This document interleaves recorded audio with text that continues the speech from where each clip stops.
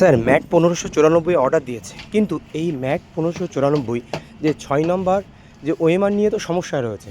তাহলে এই নাম্বারটি কিভাবে দিতে পারে West Bengal board of primary education, এই বিষয়ে যদি একটু বিস্তারিত আলোচনা করেন।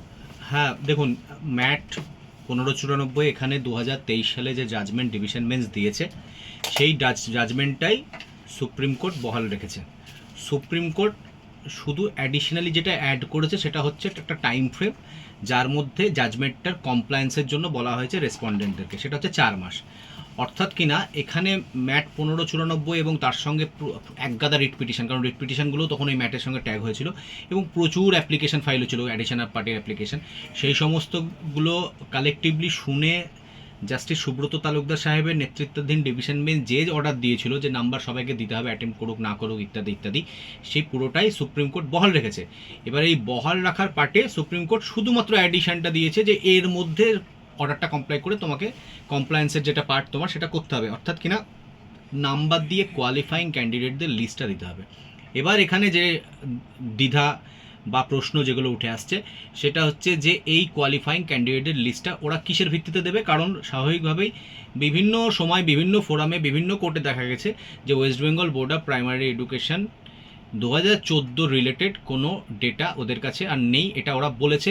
প্রথম দিকে যারা আরটিআই করেছিল তাদেরকে যেমন ওরা ওএমআর শিট দিয়েছিল, মানে ওএমআরের ফটোকপি, পরবর্তীকালে যারা আরটিআই করেছিল তাদেরকে ওরা একটা কপি দিয়েছিল যেটাকে ওরা নিজেরা বলছিল ডিজিটাল ওএমআর বা ডিজিটাইজড কপি, কিন্তু ক্যান্ডিডেটরা সেটা মানতে নারাজ ছিল। অর্থাৎ সেটা ডিজিটাল ওএমআর বলুক বা ডিজিটাইজ কপি বলুক, সেটা তা ছিল না, ওটা মেয়ার একটা টাইপ কপি ছিল, এমনটাই ক্যান্ডিডেটদের এবং পিটিশনারদের অভিযোগ ছিল। কারণ ওটা নিয়ে সিরিজ অফ রিট পিটিশন হাইকোর্টে ফাইল হয়েছে 2022 সাল থেকে, প্রায় এখনও চলছে সেসব জিনিস, এবং সেই সমস্ত মামলাগুলো আগামী মাসের দ্বিতীয় সপ্তাহে হাইকোর্টে আবার উঠতেও চলেছে। এবার প্রশ্ন তাহলে আসতে পারে যে আমরা যদি বলি এটা যে বোর্ডের কাছে কোনো রেকর্ড নেই, তাহলে বোর্ড কিসের ভিত্তিতে এদেরকে নাম্বারটা দেবে। এবার তার উত্তর হচ্ছে এটাই, যে যেটা পসিবল উত্তর হতে পারে, এই উত্তরটা অনেকের মন পছন্দ হবে না, কিন্তু এইটাই এই মুহূর্তের উত্তর। এর বাইরে আর ডেভেলপ করার স্কোপ নেই।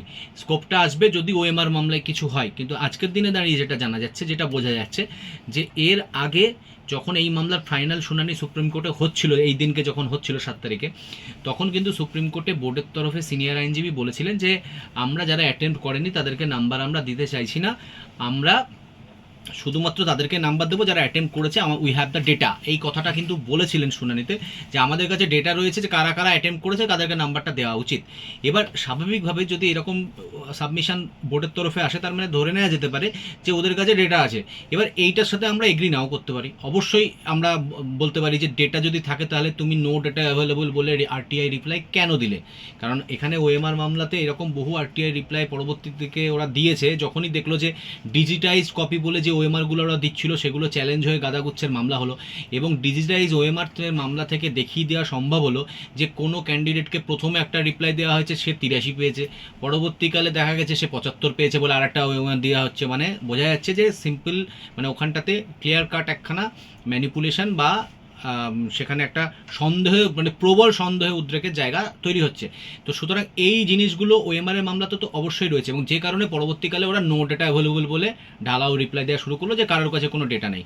আবার মাঝখানে এরকমও হয়েছিল যে অনেকের কাছ থেকে ওরা 500 টাকার ডিমান্ড ড্রাফটটা নিয়েছিল, তারপরে আবার সেই ডিমান্ড ড্রাফটটা ফেরত দিয়ে বলেছে আমাদের কাছে কোনো ডেটা নেই। মানে ডিমান্ড ড্রাফটটা নেওয়ার সময় চিঠি করে বলছে যে হ্যাঁ তোমাকে তোমার ওএমআরের কপিটা দেওয়া হবে, তুমি 500 টাকা ডিমান্ড ড্রাফট করে পাঠাও, পরবর্তীকালে সেটা ফেরত দিচ্ছে। মানে বোঝা যাচ্ছে যে বোর্ড কোনো সময়তেই একটা নির্দিষ্ট পন্থা অবলম্বন করে চলেনি, যখন যেরকম মনে হয়েছে সেরকমভাবে চলেছে, যখন মনে হয়েছে ঠান্ডা তো ঠান্ডার মতো আচরণ করেছে, যখন মনে হচ্ছে বাজার গরম তখন সেরকম আচরণ করেছে।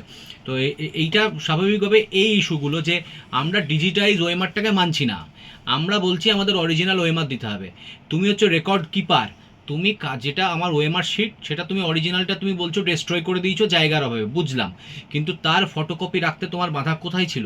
কারণ এখানে সিবিআই যা রিপোর্ট, সিবিআইকে তো এখানে তদন্ত করতে কোর্ট দিয়েছিল, সুতরাং সিবিআই যে রিপোর্ট দিয়েছিল তাতে সিবিআই বলেছে যে যেটা তুমি দিয়েছো সেটা ইজিলি এডিটেবল একটা জিনিস, সেটা এডিট করা সম্ভব, সেইটাই কিন্তু সিবিআই বলছে। তো সুতরাং যদি তাই বলে তাহলে ডিজিটাইজ ওএমআর এর মামলা, তথাকথিত যেগুলোকে ওরা ওএমআর মামলা বলছে, সেই মামলাগুলোতে সেই লড়াইটা অটোমেটিকলি চলবেই যে অরিজিনাল ওএমআর দেখাতে হবে, নাহলে যদি তুমি না দেখাতে পারো তাহলে তোমাকে কোয়ালিফাই করাতে হবে ক্যান্ডিডেটটাকে, একে এলিজিবল করতে হবে রিক্রুটমেন্টের জন্য।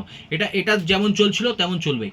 কিন্তু তার বাইরে ওই সুপ্রিম কোর্টের নির্দেশের ভিত্তিতে 4 মাসের মধ্যে যদি ওরা কোনো লিস্ট পাবলিশ করে, সেই লিস্টটা স্বাভাবিকভাবেই কিন্তু ওদের কাছে যে রেকর্ডটা থাকার কথা দাবি করছে, সুপ্রিম কোর্টেও করেছে, তার ভিত্তিতেই হবে।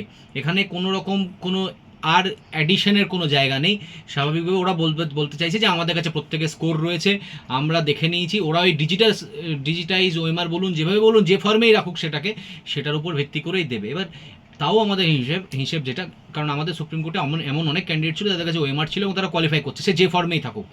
আবার অনেকের কাছে স্বাভাবিকভাবে যে ডিজিটাল ওএমআর এরকমও ছিল যেগুলো অবশ্যই বোঝা যাচ্ছে যে সেগুলো তাদের নয়, কারণ সেখানে অনেক ব্ল্যাঙ্ক স্পেস ছিল ইত্যাদি ইত্যাদি, যেগুলোর জন্য আলাদা মামলা চলছেই স্বাভাবিক। সুতরাং এইখানটাতে ওরা এই 4 মাসের মধ্যে যে লিস্ট দেবে সেটা ওদের ডেটা থেকে দেবে, এতে প্রচুর ক্যান্ডিডেট এতেও কোয়ালিফাই করবে, এটা আমার বিশ্বাস।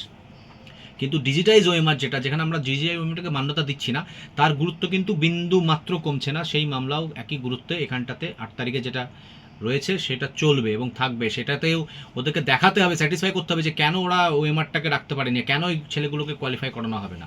কারণ পরবর্তী প্রসেসেও ওরা সেই একই জিনিস করেছে, 17তেও ওরকম করে ওএমআর ডিস্ট্রয় করেছে। কিছু যেন একটা গোপন করতে চাইছে সবসময় বোর্ড, তো এইগুলো জবাবদিহি তো তাদেরকে করতেই হবে।